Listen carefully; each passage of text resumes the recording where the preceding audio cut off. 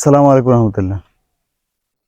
আমরা যারা প্রচন্ড গরমে চরম অস্বস্তিতে আছি, আমাদের দিন যতই বাড়ছে, গরমের তীব্রতা বাড়ছে, আমাদের হিট স্ট্রোক করার প্রবণতা ঠিক এভাবে বাড়ছে। এই সময় আমাদের সব থেকে বেশি জরুরি যেটা, আমাদের শরীরকে ঠান্ডা রাখা। আমাদের শরীরকে ঠান্ডা রাখার জন্য প্রাকৃতিক অন্যতম একটা উপাদান হলো পেঁপে। এই পেঁপের মধ্যে থাকে প্রচুর পরিমাণে অ্যান্টিঅক্সিডেন্ট, যা আমাদের শরীরের রোগ প্রতিরোধ ক্ষমতা যেমন বৃদ্ধি করে, ঠিক তেমনি আমাদের শরীরকে ঠান্ডা রাখে। এর মধ্যে থাকে প্রচুর পরিমাণে ভিটামিন এ।